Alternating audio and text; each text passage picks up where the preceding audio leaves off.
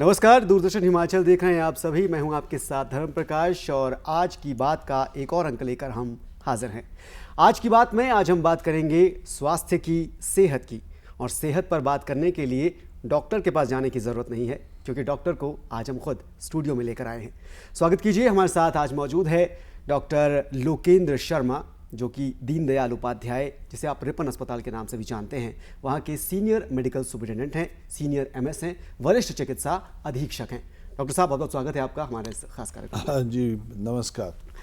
तो आज इस खास कार्यक्रम में हम सिर्फ सेहत की बात नहीं करेंगे, लेकिन सेहत से जुड़े अलग अलग पहलू क्या क्या हैं, उन पर ध्यान किस तरह से दिया जाना ज़रूरी है, उसके बारे में चर्चा करेंगे।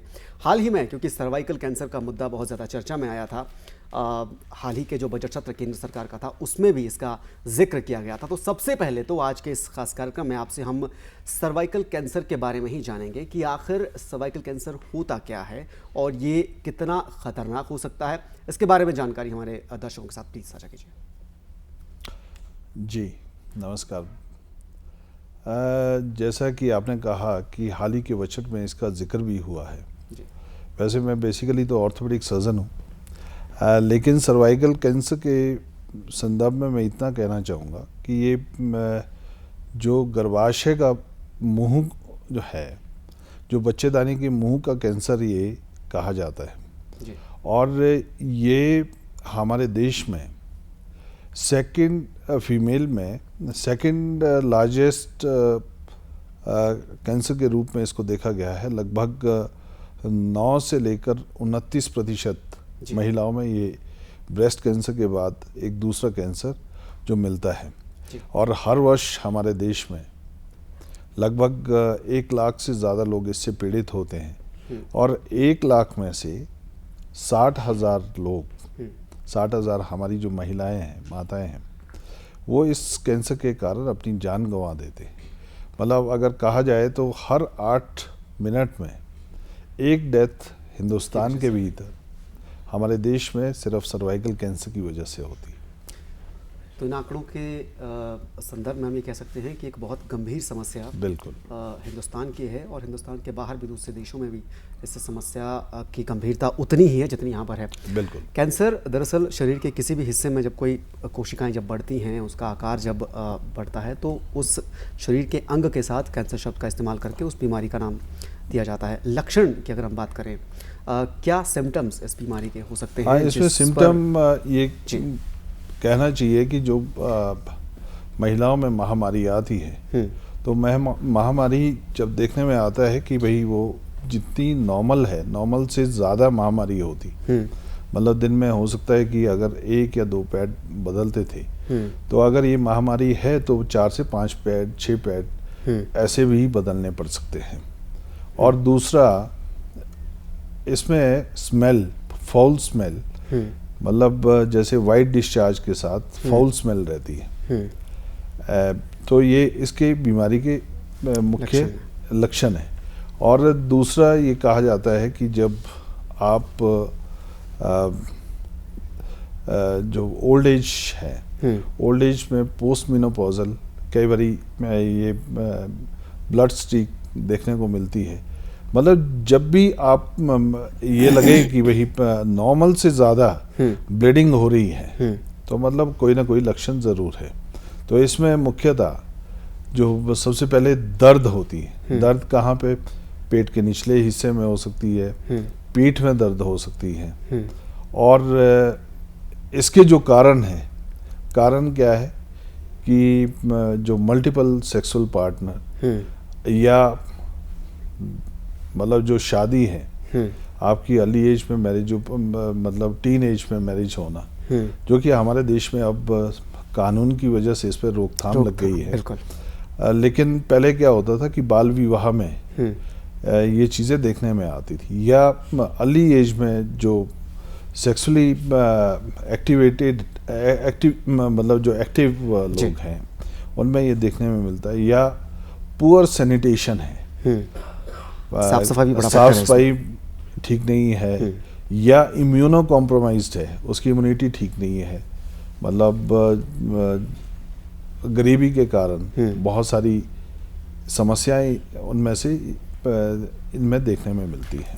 ठीक है, तो ये मैं आपसे पूछने ही वाला था कि क्या क्या इसके जो सिम्टम्स के साथ साथ जो वजहें हैं इस बीमारी को लेकर, क्योंकि हाल ही में ये काफ़ी चर्चा में सर्वाइकल कैंसर का जो मुद्दा था वो रहा था मीडिया में भी और आम लोगों में भी।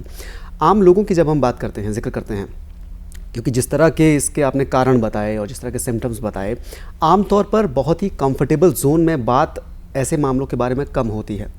एड्स जितना गंभीर विषय है उतनी ही इसके बारे में बात कम होती थी पहले के दौर में और काफ़ी हद तक आज के दौर में भी।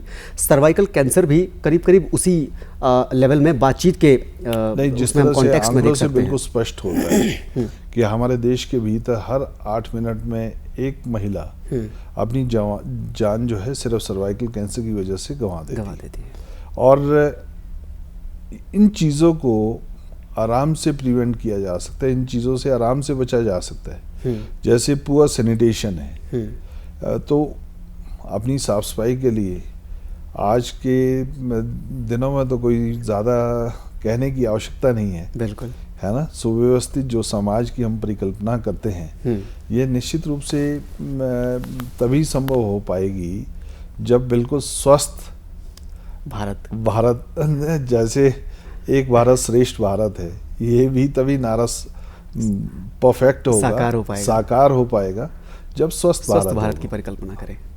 ठीक है, तो इस स्वस्थ भारत की परिकल्पना में सेहत और स्वास्थ्य जितना महत्वपूर्ण कॉन्सेप्ट है, आम लोगों में अगर हम सिर्फ सर्वाइकल कैंसर की बात करें, आम लोगों में क्या अवधारणा आप देखते हैं, जागरूकता कितनी देखते हैं, कितना लोग सजग है इसके बारे में? जितने भी देहात के गांव हैं उनमें क्या होता है कि एक मुंह की शर्म के कारण या बच्चा है चाहे ठीक उम्र के या अधेड़ उम्र में, वो अपनी बीमारी को काफ़ी हद तक लास्ट मोमेंट तक छुपाते रहते हैं।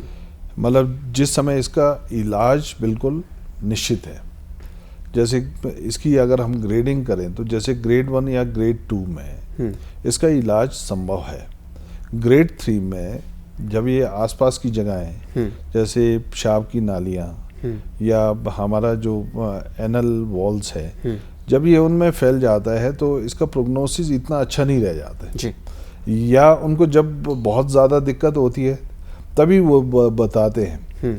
तो अगर ये जो मैंने कारण पहले भी आपको स्पष्ट किए कि अगर महामारी ज़्यादा आ रही है, अगर वाइटिश डिस्चार्ज है और उसमें एक अलग तरह की स्मेल है, तो क्या कहते इस बीमारी को ना छुपाए, इसका निदान निश्चित रूप से 100% हो जाएगा। इलाज को लेकर आपको लगता है कि इलाज को लेकर लोगों में अभी भी जागरूकता कम है? मतलब बहुत सारे लोगों को अभी भी ये लगता है कि शायद इस तरह की समस्या का कोई समाधान ही ना हो और इस वजह से भी वो डॉक्टर के पास जाने से बचते हैं या डर की वजह से? पहले की अपेक्षा अब जागरूकता बढ़ी है और ये निरंतर जिस तरह से सोसाइटी एजुकेट हो रही है तो ये जागरूकता बढ़ रही है। तो देखने में ये आता है कि पहले फीमेल्स काफ़ी इन चीज़ों को छुपाती थी, लेकिन आज अगर किसी को दिक्कत है तो निश्चित रूप से वो अस्पताल आते हैं, अपना इलाज करवाते हैं और ये रोज़मर्रा हम देख भी रहे हैं कि अब इस तरह की तादाद पहले की अपेक्षा काफ़ी बढ़ी हुई है। तो इसका मेन कारण जो है, जिस तरह से ये हमारे जो प्रोग्राम चल रहे हैं, हमारे जो जागरूकता अभियान चल रहे हैं, उसकी वजह से लोगों में थोड़ी सी जागृति तो आई है जी। और उन जागृति के कारण और इसका निदान हो पाना आने वाले समय में, जहां आज हर 8 मिनट में एक डेथ हो रही है, तो अगर ये बेसिक चीज़ें हम कर लेंगे तो इसको हम काफ़ी ड्रास्टिकली रिड्यूस कर सकते हैं। इस पे मेरे ख्याल से बहुत सराहनीय कार्य हो भी रहा है जी। जैसा आपने कहा कि बजट स्पीच में भी फाइनेंस मिनिस्टर ने इसमें बहुत बढ़िया जिक्र किया कि भाई हम जो इसके कारण है, उस कारण के लिए जो वैक्सीन HPV जो वैक्सीन है वो हम पहले ही बच्चों को लगा देंगे जी।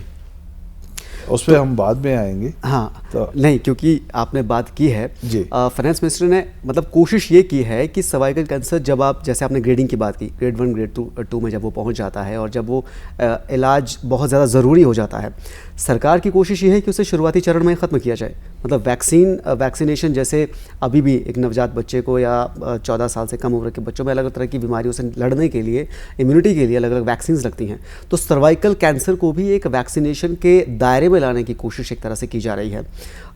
कितना कारगर ये साबित हो सकता है, और जिस वैक्सीन की उन्होंने बात की है उसके बारे में कुछ बताइए कि क्योंकि सर्वाइकल कैंसर क्योंकि अभी सुर्खियों में आया है, लेकिन इसका इलाज क्या पहले भी संभव था या अभी संभव हो पाया है, और अगर पहले भी संभव था तो फिर ये आंकड़ा जो आप बता रहे हैं ये क्यों? 8 मिनट में एक महिला की मौत हो जाना अपने आप में एक बड़ा आंकड़ा है। बिल्कुल। मैं आपको बताऊं कि जब ये आंकड़े आते हैं तभी सारी चीज़ें मूव करती है उसी डायरेक्शन में। आज दिन तक शायद आंकड़ों की भी कमी रही होगी, लेकिन जो इलाज की बात हम करते हैं, इलाज पहले भी संभव था, अभी भी है, और इसके लिए निरंतर प्रयास भी चल रहे हैं कि आने वाले समय में काफ़ी पूरी दुनिया में काफ़ी खोजें चल रही हैं। और जहाँ तक की बात है इलाज की, इलाज इसमें है, जैसे बच्चे हमारे 9 से 15 साल के बीच में हैं, तो ये 2 तरह की वैक्सीन आती है, HPV वैक्सीन। तो जो HPV वैक्सीन है, इसके जो मुख्य कारण है, जैसे जो 16 एंड 18 है वो ग्रेड 1 की है, स्टेज 1 की है, और स्टेज 2 में जैसे 3, 11, 13 एंड 18, तो वो सेकंड स्टेज की है। अभी नैनो टेक्नोलॉजी से वो हमारे देश में शायद बहुत जल्दी आ जाएंगी, तो वो थर्ड स्टेज की है जी। तो जब हम बच्चों को वैक्सीनेट करते हैं, तो अगर 9 से 15 साल के बीच में बच्चियां हैं तो उनको हम 2 डोज देते हैं, और एक 0 एंड एक आफ्टर 6 मंथ। जैसे आज दिया और आज से 6 महीने के बाद एक डोज दे दी। अगर 15 साल से बच्चे की उम्र ज़्यादा है तो उसमें 3 डोजें दी जाती है, एक आज से 2 महीने के बाद, एक आज से 6 महीने के बाद, मतलब 0, 2 एंड 6 मंथ पे। उससे प्रिवेंट काफ़ी हद तक किया जा सकता है। इसका जो मेन कारण है, एक HPV बोलते हैं, ह्यूमन पेपिलोमा वायरस, उसकी वजह से ये ज़्यादा देखा गया है। एंड इसके लिए बड़ा सिंपल टेस्ट है कि अगर किसी को भी ये साइन सिम्टम लगते हैं कि लोअर बैक में पेन है, लोअर एब्डोमेन में पेन आ रही है, मेंस्ट्रुअल साइकिल ज़्यादा आ रहे हैं और बार बार आ रहे हैं, इंटरमिटेंटली क्या कहते हैं, काफ़ी ज़्यादा ब्लड बह रहा है, तो गायनेकोलॉजिस्ट से अस्पतालों में आके संपर्क कर सकते हैं। तो एक स्पेशलिस्ट है, वो एक एग्जामिनेशन, आपका छोटा सा एग्जामिनेशन करेंगे, और अगर उनको लगेगा कि इसमें ये वायरस HPV वायरस है, तो अपनी जांच को आगे बढ़ाएंगे जी। और अगर वो अपनी जांच को आगे बढ़ाते हैं तो दूरबीन से भी देख सकते हैं। उन्हें लगेगा जैसे ये बेनाइन लीजन है या मैलिग्नेंट लीजन आ रहा है, तो वहाँ से सैंपल लेंगे। सैंपल लेने के बाद माइक्रोस्कोप के नीचे देखते हैं, अगर वो सैंपल लगता है उनको कि है, उसके लिए फिर दवाइयाँ उसी समय दी जा सकती है, नहीं तो उसी हिसाब से वो ट्रीटमेंट डिसाइड होता है। जैसे ग्रेड 1 पे हम कह सकते हैं कि 90 to 95% तक इसका इलाज संभव है। ग्रेड 2 में भी काफ़ी हद तक इसको किया जा सकता है। तो अगर अर्ली स्टेज में पेशेंट आएगा, अगर ये साइन सिम्टम आ रहे हैं, तो आपके इस चैनल के माध्यम से मैं लोगों से आग्रह करूंगा कि इसको अनदेखा मत करें, और इसमें शर्माने की ज़रूरत नहीं है। ज़रूर अस्पताल में आए और लोगों को अपने आप इसमें जागरूक होने की आवश्यकता है। और बार बार एक अच्छा जो कम्युनिकेशन है बच्चों के साथ बना के रखें, और इस बीमारी से निजात पाई जा सकती है आराम से। ठीक है, क्योंकि आपने पूरा एक ट्रीटमेंट का प्रोसेस समझा दिया हमारे दर्शकों को। हिमाचल की अगर हम बात करें, स्टेट की अगर बात करें, तो क्योंकि आप रिपन हॉस्पिटल जो हमारा दीनदयाल उपाध्याय अस्पताल है वहाँ के वरिष्ठ चिकित्सा अधीक्षक हैं, इंफ्रास्ट्रक्चर यहाँ पे हिमाचल के हॉस्पिटल्स में इसको लेकर उतना ही सजग, उतना ही स्ट्रॉन्ग है जितना बहुत स्ट्रॉन्ग अदर स्टेट्स में है? बहुत स्ट्रॉन्ग है। इसकी अर्ली डिटेक्शन 100% की जा सकती है जी। पर जो ये साइन सिम्टम है, इसमें लोगों का जो कर्तव्य बन जाता है कि हम जिस समाज की परिकल्पना करते हैं कि ये दैविक गुण संपद युक्त बने जी, ये तभी है जब हमारा स्वस्थ समाज होगा, और स्वस्थ तभी ये बन पाएगा जब आप अपने स्वास्थ्य के प्रति सजग रहेंगे। सजग तभी रह पाएंगे जब आपको बीमारियों की जानकारी होगी। ठीक है, तो सर्वाइकल कैंसर का हम जिक्र कर रहे हैं, लेकिन क्योंकि आप ऑर्थो स्पेशलिस्ट हैं जी, और आजकल सर्दियां चल रही हैं और समस्याएं लोगों को 100 तरह की सर्दियों में ठंड की वजह से, खासकर जब आप शिमला में रहते हैं, हिमाचल में रहते हैं, इसको लेकर भी दर्शकों को मैं चाहूँगा आप बताएं, एक तरह से जागरूक करें कि क्या सावधानियाँ आजकल के मौसम में हड्डियों की मजबूती को लेकर, अपने स्वास्थ्य को लेकर बरती जा सकती हैं, जिससे एक इम्यूनिटी पावर को स्ट्रेंथन किया जा सके, स्ट्रॉन्ग किया जा सके। सबसे महत्वपूर्ण जो देखने में आता है कि अब सर्दियाँ आ गई तो हम अपने आप को एक कमरे तक कन्फाइंड कर लेते हैं जी। ऐसा कभी ना करें। जो नित्य प्रति, जैसे हम 100 काम छोड़ के खाना खाते हैं, हमें 1000 काम छोड़ के एक्सरसाइज पर ध्यान देना पड़ता है। अगर हम एक्सरसाइज रेगुलर करते हैं, आजकल होता क्या है कि ठंड के कारण जितनी भी हमारी नसें हैं, मसल्स हैं, सारे सिकुड़े होते हैं जी। तो उसमें खून का दौरा तभी संभव है जब हम इनको हिलाएंगे, इनकी एक्सरसाइज करेंगे और अपने आप को उसी हिसाब से, मतलब खान पान, रहन सहन उसी हिसाब से करेंगे जी। हम अपने आप को आजकल के दिनों में टी शर्ट में बाहर नहीं घूम सकते, हमें प्रॉपर कपड़े, अपने आप को वार्म प्रॉपर रखना पड़ेगा जी। खाने के लिए आजकल हाई कैलोरी जो डाइट है उसकी आवश्यकता होती है। तो अपना खान पान ठीक रखें, रहन सहन ठीक रखें, और सबसे महत्वपूर्ण है कि एक्सरसाइज नित्य प्रति 1000 काम छोड़ के एक्सरसाइज करें। तो जिस तरह के जोड़ है जी, आजकल जोड़ों में ऑस्टियोआर्थराइटिस नी का मोस्ट कॉमन है, पीठ की दर्द मोस्ट कॉमन है, सर्वाइकल की पेन हर तीसरे बच्चे को है। उसका मेन कारण जो हमने अपने जो ये गज्जट है जो ये बच्चों को दे के रखे हैं जी, ये भी एक मेन कारण है कि जब वो बच्चा अब उसमें अपने इंटरेस्ट की कोई चीज़ देखता है तो उसको मालूम ही नहीं पड़ता कि वो कितने समय क्या कहते हैं उसने उसमें बिता दिया हो, बिल्कुल, और साथ में और वो किस पोस्चर में। स्पाइन से रिलेटेड जितनी भी प्रॉब्लम्स है यह हमारे गलत पोस्चर के कारण है।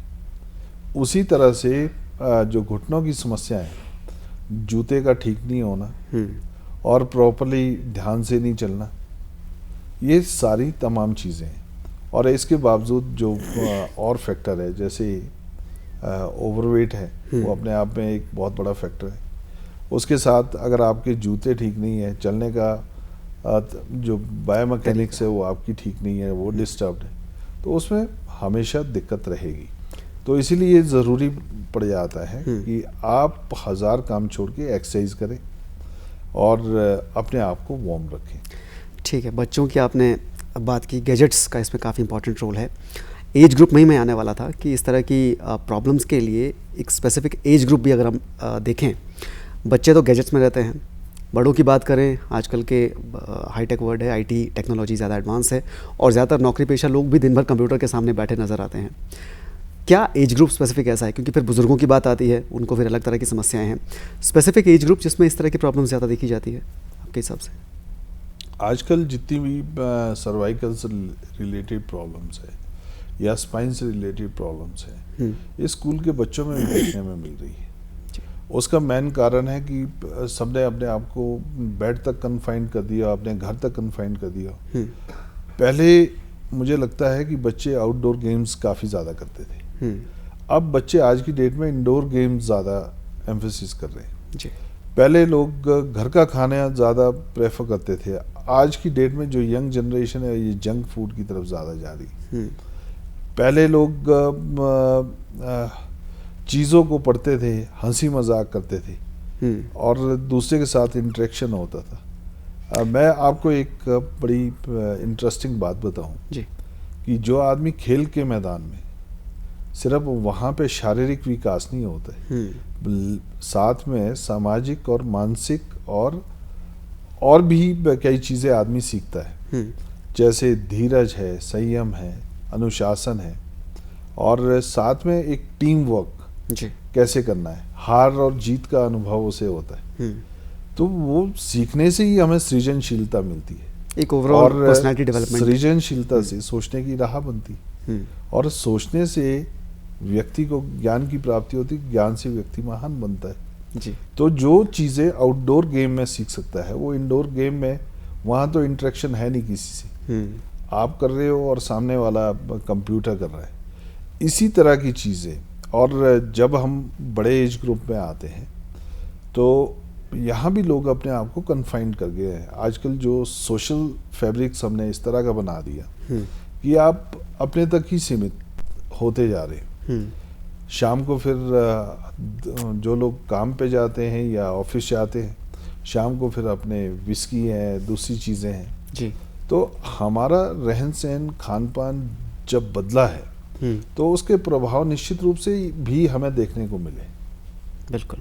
तो ये ना केवल ऑर्थोपेडिक से रिलेटेड है, लेकिन अगर हम देखें तो आज कार्डिक पेशेंट बहुत ज़्यादा है, किडनी के पेशेंट बहुत ज़्यादा है और दूसरी बीमारियों के, हाइपरटेंशन के पेशेंट बहुत ज़्यादा है, हाइपोथायराइडिज्म के पेशेंट बहुत है।